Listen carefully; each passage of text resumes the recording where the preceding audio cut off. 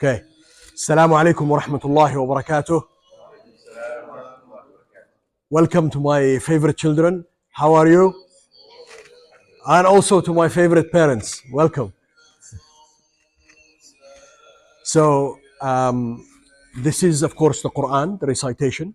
This is the recitation of the ayat of the Quran of when Rasulullah sallallahu alaihi wasallam was in the cave of Ghar Thor, in the cave of Thor.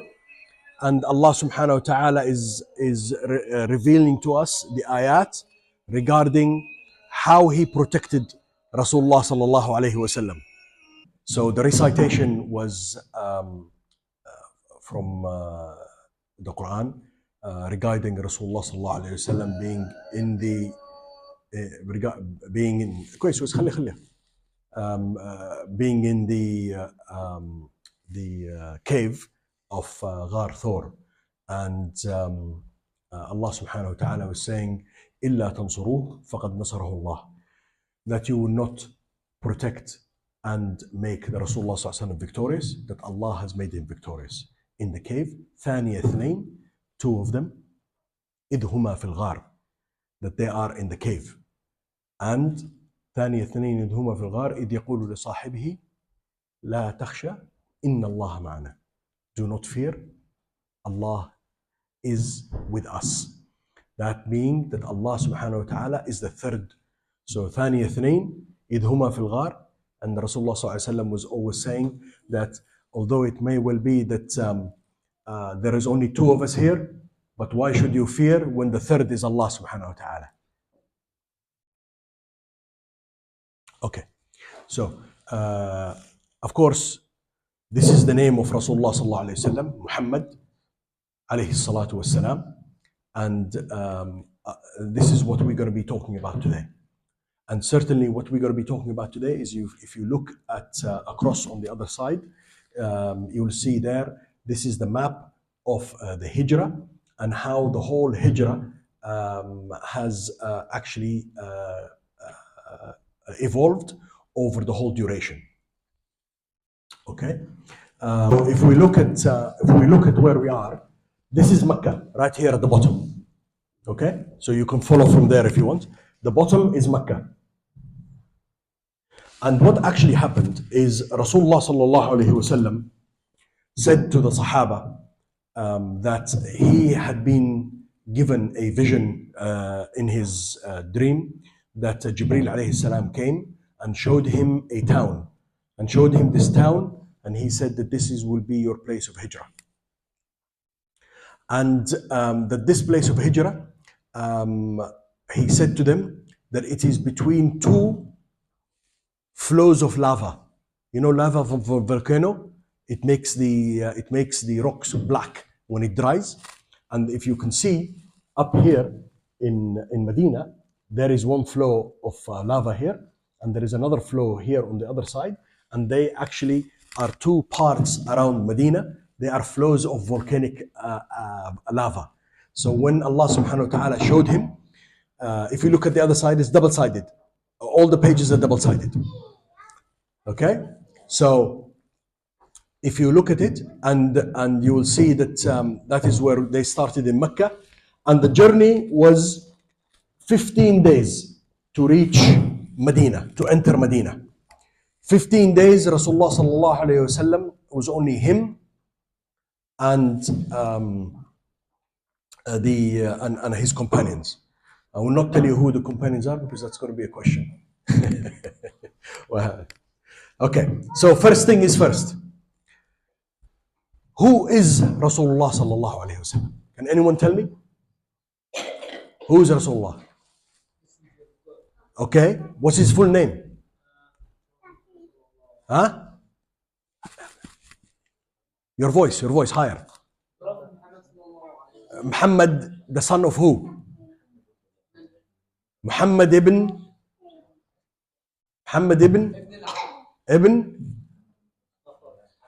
Abdullah ibn Abdul Muttalib ibn Hashim. Come on. Ibn Qusay ibn Kilab. Yes, and that's his full lineage, of course. And it goes all the way back to Sayyidina Ismail alayhi salam, the son of Sayyidina Ibrahim alayhi salam.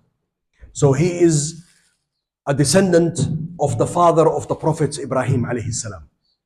And Rasulullah sallallahu alayhi wasallam, that is who he is. Anybody know what this is? What is this?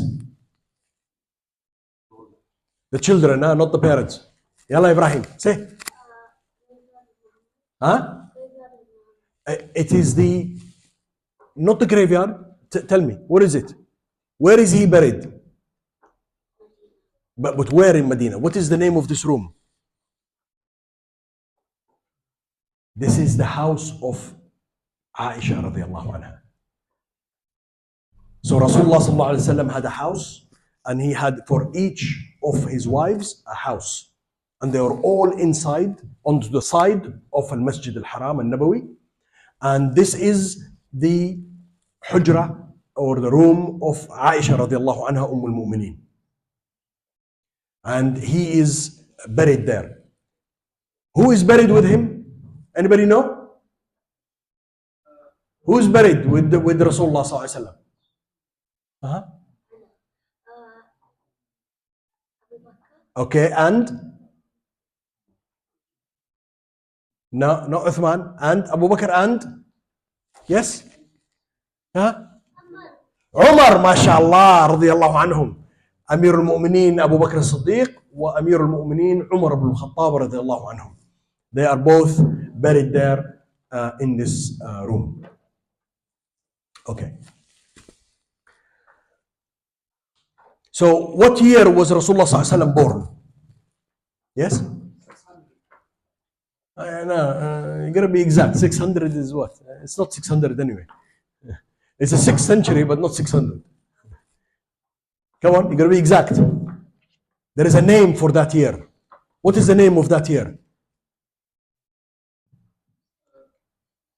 Bismillahir Rahmanir Rahim. ألم تر كيف فعل ربك بأصحاب الفيل. What is the year?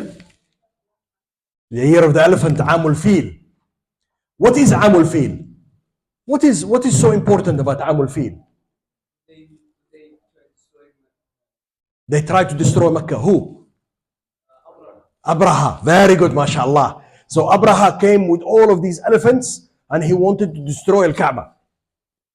And what did Allah subhanahu wa ta'ala do to Abraha? مودة. خلاص كفاية. مودة.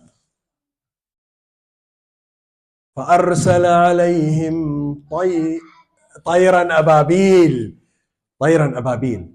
And the طير أبابيل are these birds, small black birds. And they were carrying what? What were they carrying? Stones of what? No cheating. Stones of? ها؟ لا خليهم. Okay, طيرا أو ترميهم بحجارة من سجيل. And سجيل is rocks from Jahannam, from nar, from fire. From the fire from Allah subhanahu wa ta'ala. So they came all the way they went to Allah subhanahu wa ta'ala, ordered them to carry these stones from Jahannam and to bring them all and to drop them on all of the army of Abraha and all of his elephants, and destroyed them all. This is Allah subhanahu wa ta'ala protecting the house of Allah. When Abdul Muttalib, the grandfather of Rasulullah sallallahu alaihi wasallam, he went to Abraha and he said to Abraha, so Abraha think that Abdul Muttalib, as being the leader of Quraysh, the leader of Mecca, he's going to come and ask him for forgiveness. He's going to come and ask him to go away and maybe sign a peace treaty or something like that. And Abdul Muttalib said, no, I just want my cattle and I want my camels and I want my things back. And he says, aren't you afraid about your house? He says, my house has a God. And Allah will protect his house. I'm not here to protect his house. Allah will protect his house. And Allah subhanahu wa ta'ala sent طيرا أبابيل ترميهم بحجارة من سجيل فجعلهم كعصف مأكول. Okay. So, Anybody know what were the first ayat revealed to Rasulullah sallallahu alayhi wasallam? What were the first ayat? يلا يا فضيلة.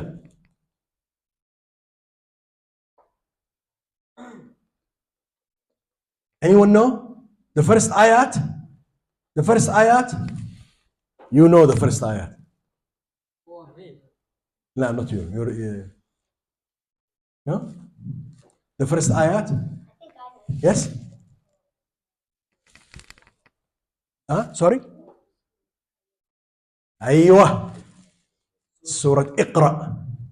اقرأ بسم الله الرحمن الرحيم. اقرأ باسم ربك الذي خلق. خلق الإنسان من علق. And what did Rasulullah sallallahu alaihi wasallam respond when he said, when Jibreel told him اقرأ? I can't read. ما أنا بقارئ. I cannot read. So Jibreel said again to him, اقرأ. ما أنا بقارئ. I cannot read. Third time, اقرأ. ما أنا بقارئ. And where was this ayah revealed? What is this mountain called? جبل ايش؟ جبل ايش؟ ايش يقولوا على الضوء؟ وسام؟ جبل ثور؟ لا، جبل ثور اللي لا.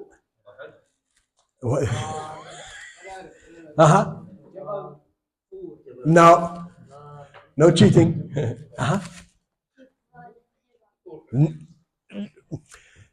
Hira is the name of the cave. What is the mountain called?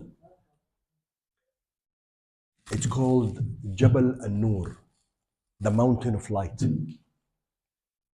Jabal An-Nur, because the light of Allah subhanahu wa ta'ala descended on this. Jibreel alayhi salam, the Quran, the light of Allah descended on this mountain, and Allah lit all of humanity. All of us are Muslims because of that night, because of that singular event, because of that, what happened there. So it was revealed in the Ghar of, what was the cave called? Cave? You said it. Hira. The cave of Hira. That was the name of the cave. The cave of Hira. And in it, of course, Rasulullah sallallahu alaihi wasallam then descended the mountain. He was so scared. It's the first time. He's never seen Jibreel alayhi salam. He's never had this situation happen to him. So he descended running to Khadija radiallahu anha. And al-Mu'mineen Khadija said to him that you are always honest. You're always protecting people. You're always working with people. You're always serving people. Allah subhanahu wa ta'ala will not cause you harm. This is but good news. Where did say Ummana Khadija, our mother Khadija radiallahu anha wa ardaha al-Mu'mineen, where did she take Rasulullah sallallahu alaihi wasallam? To who? You remember? No? She had a cousin. Her cousin's name was Waraqa ibn Nawfal. Waraqa ibn Nawfal was one of the Arabs who started reading the scriptures. So he was following Christianity, the original Christianity, the oneness of Allah, not what they're doing today. Yeah? And he said to him, he said, what came to you is an-Namus al-Akbar, is Jibreel alayhi salam. And explain to him. كمل.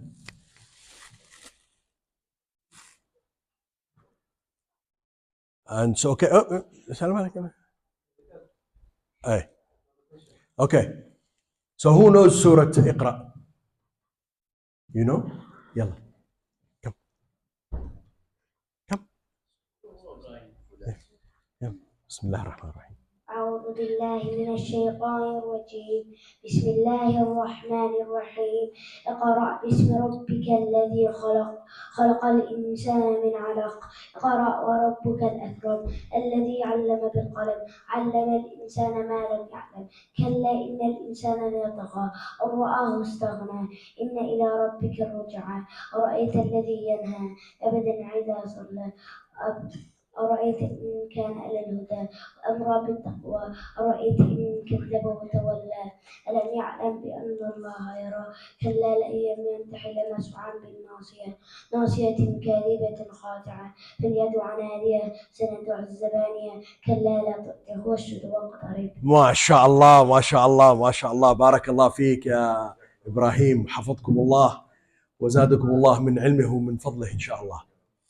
Okay, let's continue. So, what is al-hijrah? Everybody talks about al-hijrah, al-hijrah, al-hijrah. What is al-hijrah? Anybody know what hijrah means? I'll come back to you. We'll see someone else and then I can come back to you. Anybody know? You know what hijrah is? You know what hijrah? No. Hijrah? You know hijrah? Who could tell me about al-hijrah? Yalla ya Yusuf, go ahead. Hijrah is one Prophet Muhammad sallallahu alaihi wasallam go to the cave in Medina. Exactly. It is the journey of Rasulullah sallallahu alaihi wasallam where Allah ordered him to leave Mecca when Mecca refused and rejected to follow Allah and to follow the Sharia of Allah and to follow the orders and obligations of Islam.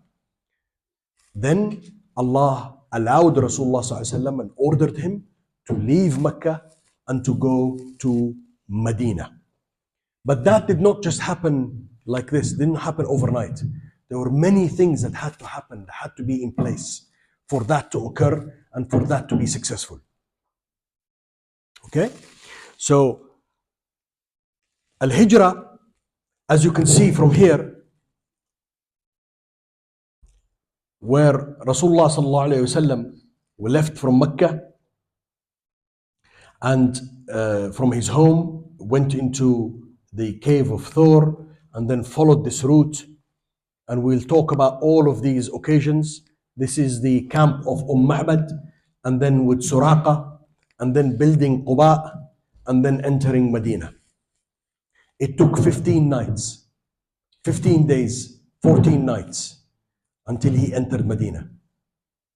This is a journey that is over 500 kilometers. I'm talking about 350 miles. So you're talking about going not to Manchester, you're going all the way up to Newcastle. Okay? This is as far from here, from Swansea to Newcastle. You know, from the southwest all the way to the northeast of England. Southwest of Wales to the northeast of England. No car, no plane, no air conditioning, no GPS, no stations on the way. You cannot just take the car and park and go to sleep for 2 hours. No restaurants. None of those things. Oh, they did sleep. Okay, but none of that. And they had to ask for water, and they had to find water, and they had to find milk, and they had to find all of those things. And at the same time, they were being followed by Quraysh. Because Quraysh will not allow Rasulullah sallallahu alaihi wasallam to go to Medina and to build his new state of Islam, Dawlatul Islam. They cannot allow that to happen because they know they are fighting Rasulullah sallallahu alaihi wasallam in Mecca because they were worried that they will not have any more authority. They will no longer have any power if Rasulullah sallallahu alaihi wasallam establish the deen of Allah subhanahu wa ta'ala. That means they have to all obey Allah, and they don't want to obey Allah. They, do something, but negotiate on the others. No, we don't negotiate. Allah orders, we follow. So this is what they have to, what al-hijrah is about. It is about the change from what was not Islam, not following Allah, to establishing all of the orders and obligations of Allah subhanahu wa ta'ala. And it is something that was a lot of planning. There was also a lot of work that was done during the journey to evade and maneuver and move away from the kuffar so that they don't find Rasulullah sallallahu alaihi wasallam. You will see in this first map, the one that shows there is a line in red and there is a line in green.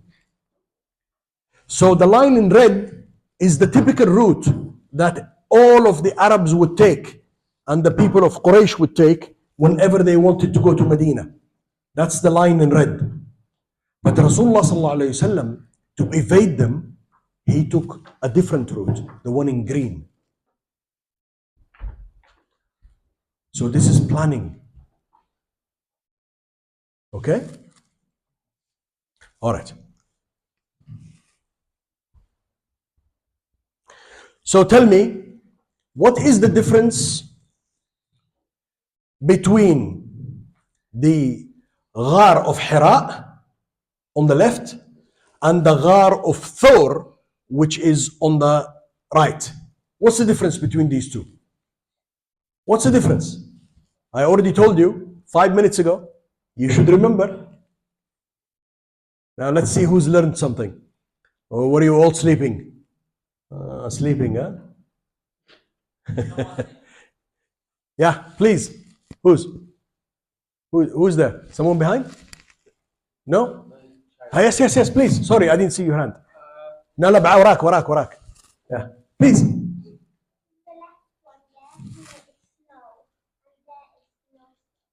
Is no what? Sorry? Oh, so okay.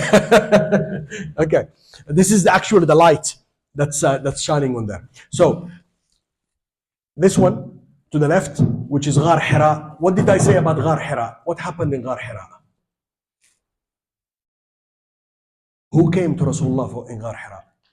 Jibreel alayhi salam. And what did he give Rasulullah?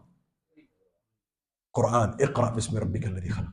So Ghar Hira on the left is where the revelation, the first ayat of Quran came to Rasulullah sallallahu alaihi wasallam, where he became Rasulullah. Okay? The Ghar of Thawr is different. The Ghar of Thawr is where Rasulullah sallallahu alaihi wasallam was hiding for 3 days at the start of his journey. Is it the one the picture? Yes, we'll come to that in a moment. Yes, mashallah alayk. So if you see in here how Rasulullah sallallahu alaihi wasallam, Medina is up here. Huh? Medina is in the north. Medina is in the north. But Rasulullah sallallahu alaihi wasallam went south. Why? Why did Rasulullah sallallahu alaihi wasallam go south? What did I say a few minutes ago? Why did Rasulullah go south rather than go north? Why? Yes? MashaAllah, well done. That's exactly what he did. To evade Quraysh and avoid them, and to also distract them so that they think that if they're going to follow him north, but he's hiding in the south. Come here. ارجع توضح هنا شوي. Okay. So here's a question for you. What are the most important mountains for us in Islam? Anybody know? The mountains, most important mountains for Muslims. There are many. There are 6. There are actually more than 6, but 6 most important. The top 6. Hey, Wissam. Arafah is 1. Okay. Jabal al-Nur 2. Jabal Thawr 3. أيوة. Safa al-Marwa, mashallah. Okay. What else? Uhud, mashallah. What did What did Rasulullah sallallahu alaihi wasallam say about Uhud? What did he say? What did he say about it? He gave it a name.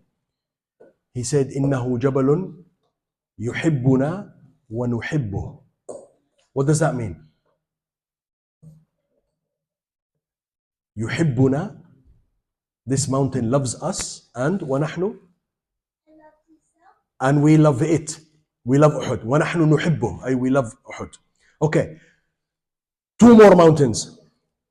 I want from you two more mountains. Two very, very important mountains in Mecca, in the center of Mecca, next to Al-Kaaba. Two mountains. I will tell you that As-Safa is at the base of this mountain. As-Safa is part of this mountain. Mount Hira. No, we already said that one. Khalas. It's not Mount Hira because it's Jabal al-Nur. Mount Hira is a cave. The mountain is an-Nur. Who knows these two mountains? Two very, very important mountains. And I'll tell you why they are important. Khalas, mashi. So, if you look at the top left there, it's a mountain called Jabal Abi Qabis or Qubais. This mountain is a very small mountain. It's only 400 meters high. It's just outside. Can you see with the haram? It's just outside the haram. That mountain is the mountain that Allah ordered to save and to keep the black stone, Al-Hajar Al-Aswad, during the flood. Allah ordered the mountain to safeguard and to hold inside the mountain to protect Al-Hajar Al-Aswad. Why? Because of the flood. Al-Hajar Al-Aswad is from Jannah. And then who did Jabal Abi Qabis give this stone to? Who did he give it to? To Ibrahim alayhi salatu wasalam. Yes, to Ibrahim alayhi salatu wasalam. There is also another mountain in Mecca that is called Jabal al-Kaaba, the mountain of Al-Kaaba. They call it Jabal al-Kaaba because the stone from which Al-Kaaba is built is from this mountain. It's called Jabal al-Kaaba. And that mountain, the Uthmani Sultan Murad Khan ordered in the year 1039 Hijri, something like 1600 and something,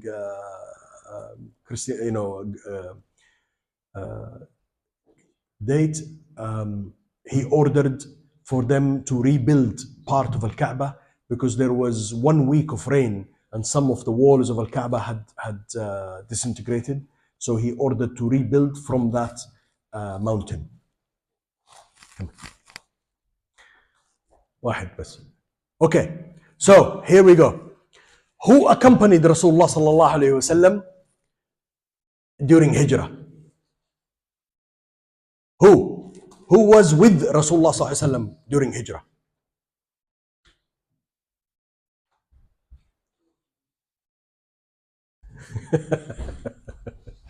I don't think he heard you well.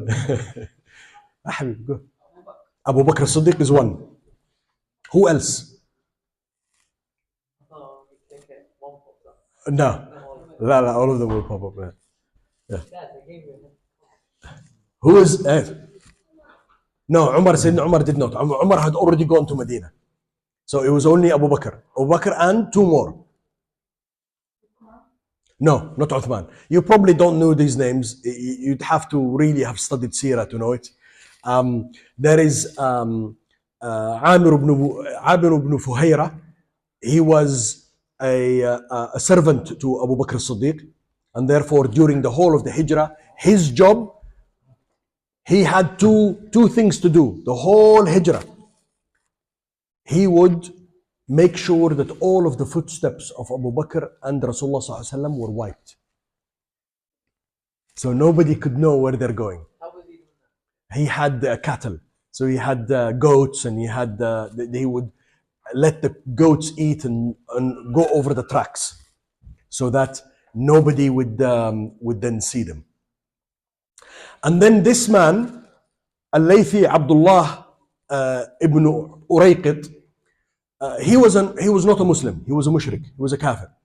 But Rasulullah ﷺ had hired him because he was a very, very expert guide, an expert guide. And he is the one who planned the green route and took them through a route that nobody knew, that nobody thought that Rasulullah ﷺ would take this route. So although he was a mushrik, although he was not a believer, but he guided Rasulullah ﷺ all the way to Medina. And what actually happened was مشي شوي قدام. Yeah, I think I've already covered that with you. There is so we talked about Jabal Abi Qubais, and I told you about why it's important. I told you about Jabal al-Kaaba. And also, then the third one is at the bottom, is called Jabal Thabir. Jabal Thabir is a very, very important mountain. Do you know why? Yes.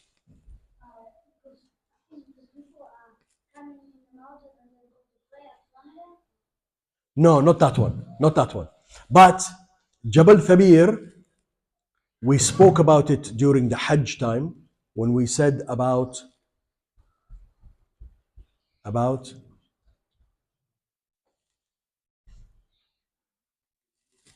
the kharoof, the lamb, the sheep that was sent from Jannah, that was eating in Jannah until it became really big. When Ibrahim alayhi salam was about to fulfill the order of Allah to slaughter Ismail alayhi salam, then Allah subhanahu wa ta'ala brought down this sheep from Jannah onto the mountain of Thabir. And this is where then Ibrahim alayhi salam knew that Allah subhanahu wa ta'ala had ordered that it is the lamb that should be slaughtered, not Ismail alayhi salam. Okay? So that is the importance of Jabal Thabir. This is also in Mecca. Our whole history is in Mecca. So, okay. Now, the journey of Rasulullah ﷺ to go to Medina started 2 years before he went to Medina. 2 years before. So on the 11th year of being a prophet, what we call in Arabic al-bi'tha, so since he was made prophet, 11 years from Hira. After everybody in Mecca and around Mecca did not want to listen, did not want to hear, did not want to know. The whole society in Mecca, the whole political people, everybody, they close their ears. They don't want to hear about Islam. Allah subhanahu wa ta'ala sent him a group. Where did they come from? Where did these people come from? Wallah, inshallah, but it wasn't Jannah. It was from Medina, yes. At that time it was known as Yathrib, and it was 6 who came. And where did he meet them? What is this? You remember we did this when we did the Hajj. What is this called? Jamarat al-Ihram. No, Jamarat al-Ihram. Jamarat al-Aqaba al-Kubra. Jamarat al-Aqaba al-Kubra. This is the big, this is where, we stone Iblis, Shaitan. So the people of Medina, from Yathrib, the 6 were throwing the stones because they were doing Hajj.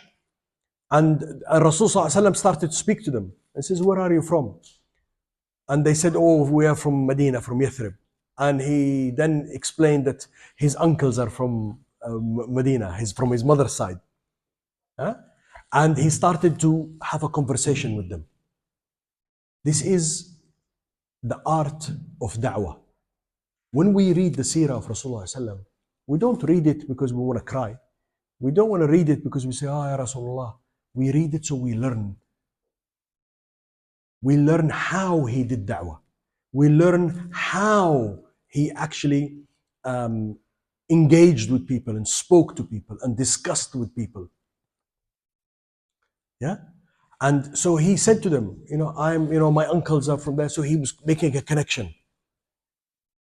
And what are you doing here? I will say, okay. And then he says, can I talk to you? And then he started to talk to them, understand about their situation. And then he says, can I explain to you what I'm doing? And then he started to talk to them about the deen.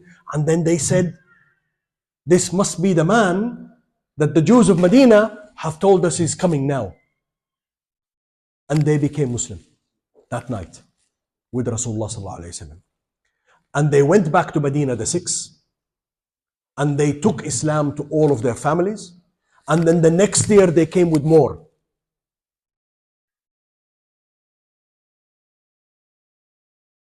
And then that was the first pledge. When they made the oath to Rasulullah sallallahu alaihi wasallam, we call it in Sharia, we call it Bay'atun Nisa. Because it is the pledge of the women folk where there is no fighting. Yeah? So it's called the pledge of An-Nisa, where they actually pledged themselves to Rasulullah sallallahu alaihi wasallam. And they then, Rasulullah sallallahu alaihi wasallam sent with them Mus'ab bin Umair radiallahu anhu. And he went to Medina with them. And then the year after they came with more. In the 13th year of Bi'tha. Another Hajj.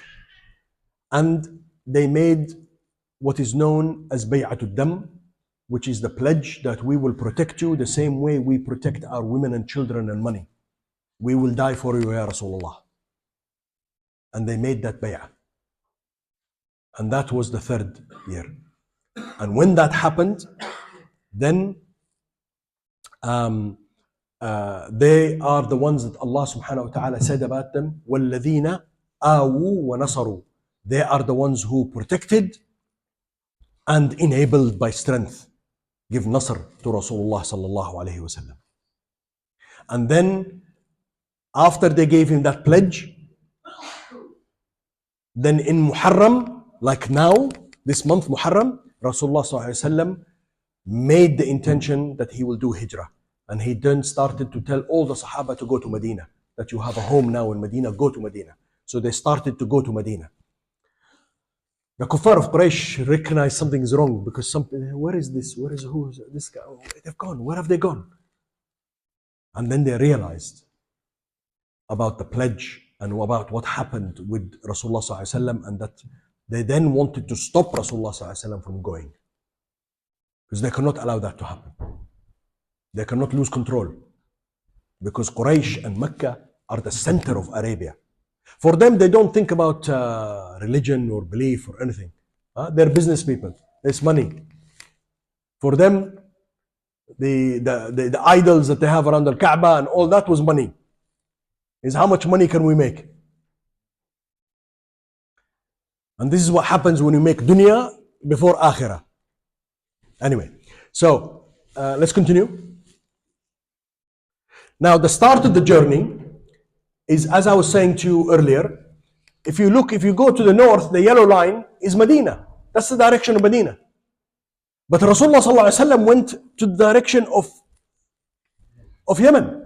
He went south to go and stay in the Ghar of Jabal Thawr, Ghar Thawr, and to hide there.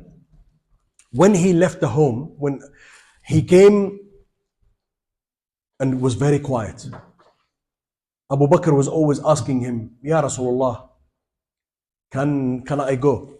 He says, no, stay. Can I go? Stay. Can I go? Stay.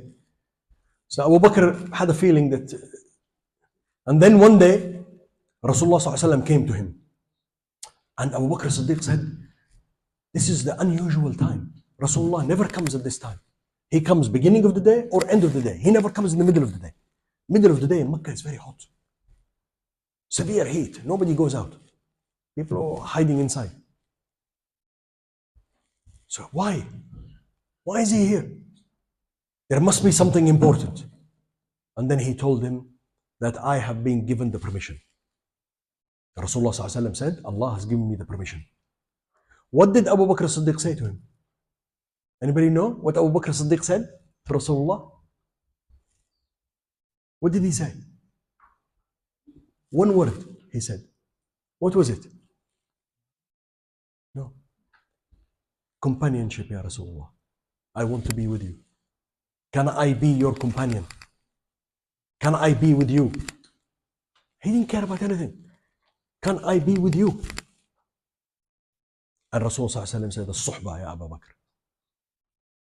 Abu Bakr as-Siddiq took all his money with him. Everything. Rasul asked him, what did you leave for your family? He says, I left him Allah and His Messenger. They believe. Allah will give.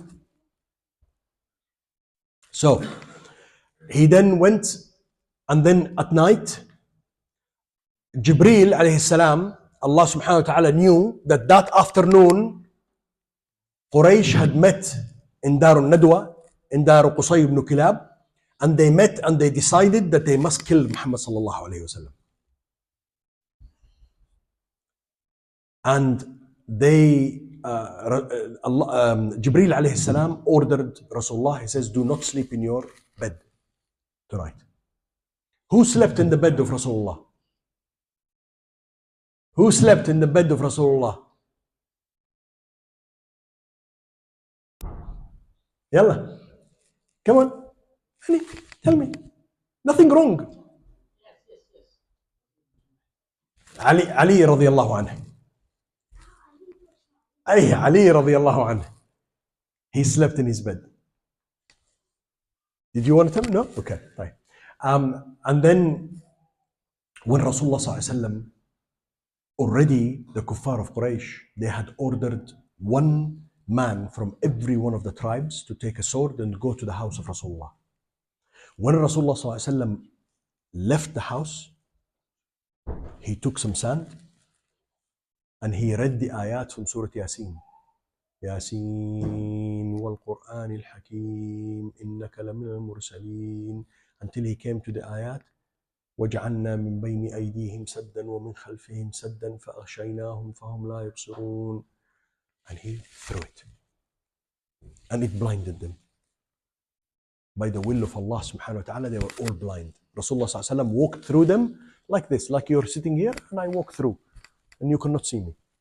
That is by the will of Allah subhanahu wa ta'ala, to protect Rasulullah sallallahu alayhi wa sallam. إِلَّا تَنْصُرُوهُ فَقَدْ نَصَرَهُ اللَّهُ. If you do not enable him and give him nasr and give him victory, Allah has given him victory. That is one of the first miracles as he was leaving. Only in this journey, many miracles before, but this is a miracle in that journey. And he went to the house of Abu Bakr, and then they went into the house and they left from the back window. They left from the back window so they don't catch them.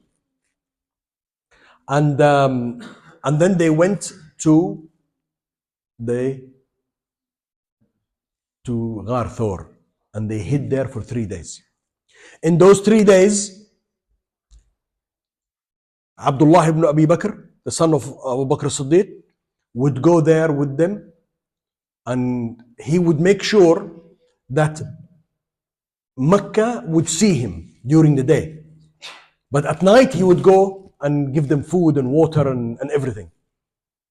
And Asma bint Abi Bakr would always go and make sure that as she was walking, that she would take all the cattle to graze, all the sheep, all the goats and sheep, so it obscures the footsteps and the markings and the trek and the tracks in that place. Okay? So they stayed in this cave for 3 days. And this is Jabal Thor. This is the cave. Okay? Ghar Thor. And you can visit it when you go there in Mecca. There are many people that go there. And this is that picture there. You can see at the far is where Al-Kaaba is. And he stayed there for 3 days. Then on the 4th day, they moved. So what happened there? What happened in this cave of Thor? There was like this Croatian found them like empty the cave. So we went back to tell them and like they found this other said the spiders like covered the cave with cover. So they came and they were like it's obviously like with cover. That if the people was to enter like taking out the cover, we would be headed from And what else? and like The spider and the cobweb was one. What was the second? The pigeons. Because this is a pigeon that has started to lay her eggs. There is no way a pigeon would lay her eggs where there are humans. We would be scared. We will not keep them there. So, thank you. Yes. Okay? So that is what happened. Okay, continue. So then day 4 and 5, if you look at your maps, is where Rasulullah sallallahu alayhi wasallam then started to move with Abu Bakr as-Siddiq, and they took the journey and they continued moving north, and they went through this area here all the way up to Asfan. Okay, and they took that journey, and that is a very long journey. It's a very long journey. In the heat, little food, and everybody running after you, trying to capture you. Continue. And then day 6 and 7 is where then once he moved outside Asfan, and then he went into an area. There is an area called Wadi Qadid. If you see there where it says D6 here in this arrow, Ma'bad. Now this is Ma'bad. Ma'bad was, and her husband used to have an encampment where they would feed people. She was a very strong, tough woman who would actually always be there, and her husband was always grazing the cattle, but she would always give food. But when and they're always known that if you go to Ma'bad, there's always food. But that time they came, there was no food. There was nothing. It was very, very dry, and it was difficult to have anything. And all of the cattle were, all of the sheep, etc., and the goats were grazing with Abu Ma'bad outside. So when Rasulullah came and asked her, and she said, I have nothing. So he said, what about that? And she said, this is a goat that is dry and tired and skinny, and it cannot even graze itself. He says, do you allow me? Rasulullah said to Ma'bad, do you allow me? And she said, go. So Rasulullah brought this goat that was weak, and he read the Quran and asked Allah subhanahu wa ta'ala and started to milk. And the milk was coming out so hard that it was filling until there was foam coming out. You know, when you milk very hard, there's foam that comes out. Foam was coming out from so much milk that was coming out. So he and all of his people, the companions, all 4 of them, and also Ma'bad, they all drank, and then he also, until they all drank, and then he actually did it again, and he left it for Ma'bad. And then they took on and they went. Abu Ma'bad came back, and he looked and he says, where did you get this from? She said, this man came with this beautiful sight and this standing amongst his people, and his face was light, and people would serve him, and they could not stop but serving him. But he was a truly blessed man, Rajulun Mubarak. And she said about him, in Arabic it's very difficult to explain, but the full explanation, that if you read it and understand it, you can see Rasulullah in your eyes and in your heart. And then Abu Ma'bad said, this is but the man that Quraysh are chasing. And he said to her, if I find him, I will follow him. And he did follow him, and he became a Muslim, Abu Ma'bad. Okay, let's continue. Now, day 8 and 9 is very interesting. 8 and 9, of course, is with Suraqa. And Suraqa ibn Malik actually was before, actually was in day 7. ارجع شوية يا أحمد. Yeah, so in day 7, up here is where Suraqa ibn Malik finally caught up with Rasulullah sallallahu alayhi wasallam. Suraqa ibn Malik was one of the greatest trackers that the Arabs had. And he knew exactly how to follow and how to find the tracks. And he found Rasulullah sallallahu alayhi wasallam. And he started, as he was going, because he was a kafir at that time, he started to, you know, in those days, the kuffar, they have a bag where they have azlam, they have little arrows, and they check which one. If it's the short straw, long straw that kids can play those games, but this is for them. This was more not a game. It was, of course, this is what they believed in, and therefore it's haram. And they were saying, he was saying, okay, do I do it? Do I not do it? Do I capture him or do I not capture him?